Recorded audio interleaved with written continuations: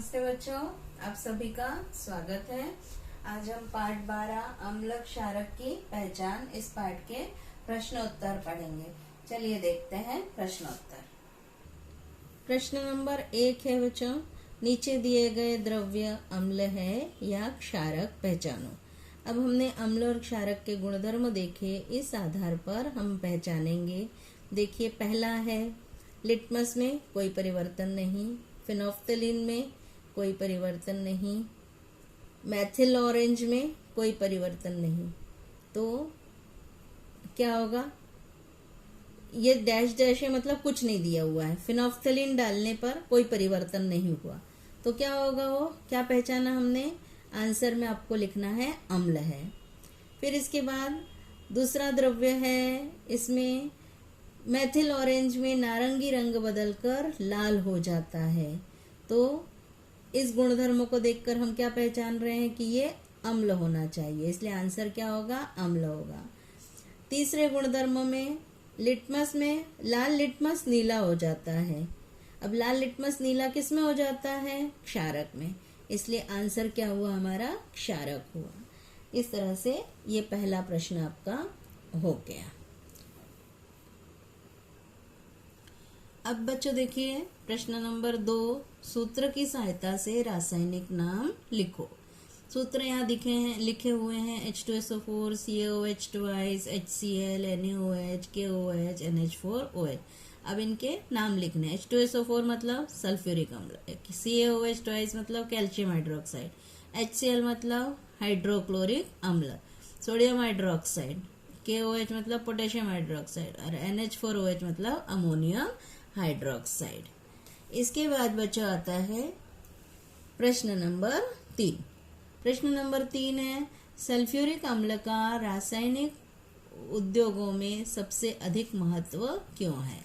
Sulphuric अम्ल का रासायनिक उद्योगों में सबसे अधिक महत्व है क्योंकि इसका उपयोग रासायनिक खाद बनाने में उपयोग में लाया जाता है।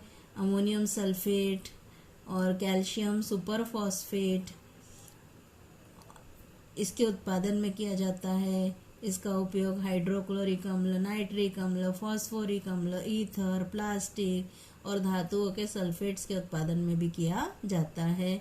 और इसका उपयोग डाई बनाने में, ड्रग्स बनाने में, फिर सुगंधित द्रव्य बनाने में, रोगाणुओं को नष्ट करने वाले विलयन और गोंद के उत्पादन में भी किया जाता है। इसीलिए सल्फ्यूरिक अम्ल का रासायनिक उद्योगों में अत्यधिक महत्व है। इसके बाद बच्चा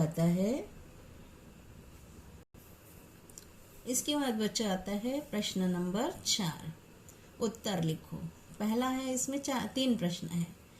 क्लोराइड लवण प्राप्त करने के लिए कौन सा अम्ल उपयोग में लाया जाता है? क्लोराइड लवण प्राप्त करने के लिए हाइड्रोक्लोरिक अम्ल का उपयोग किया जाता है।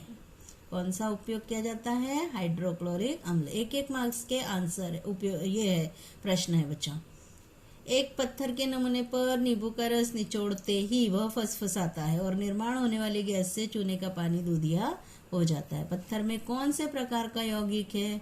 पत्थर में धातु के कार्बोनेट पाए जाते हैं। जो जमीन होती है ना, वो काय की बनी होती है? कैल्शियम कार्बोनेट की बनी होती है। तीसरा प्रश्न है, प्रयोगशाला में एक अभिक्रिया कारक के बोतल पर की चिट्ठी खराब हो गई है। मतलब प्रयोगशाला में जो बोतल में द्रव्य रखा हुआ है उसके ऊपर जो चिट्ठी लगी थी वो खराब हो गई है। अब बोतल में रखा गया द्रव्य पदार्थ वो अम्ल है या नहीं है, ये कैसे पहचानोगे? तो उसका रासायनिक पदार्थ का परीक्षण करेंगे। हम नीला लिटमस कागज ले जाएंगे। यदि नीला लिटमस कागज लाल हो जाता है तो वह अम्ल है, और लाल लिटमस कागज से परीक्षण किए जाने पर यदि कागज नीला हो जाता है तो वह क्षारकीय पदार्थ है। मतलब हम लिटमस कागज से पहचान कर सकते हैं। नीला लिटमस कागज या लाल लिटमस कागज दोनों ही डालेंगे। अगर नीला लिटमस कागज लाल हो गया मतलब वो अम्ल है, और अगर लाल लिटमस कागज नीला हो जाता है तो वह क्षारक है। आज बच्चों हमने 3 प्रश्न पढ़े, पहला, दूसरा और तीसरा। आज इतना ही पढ़ेंगे। धन्यवाद।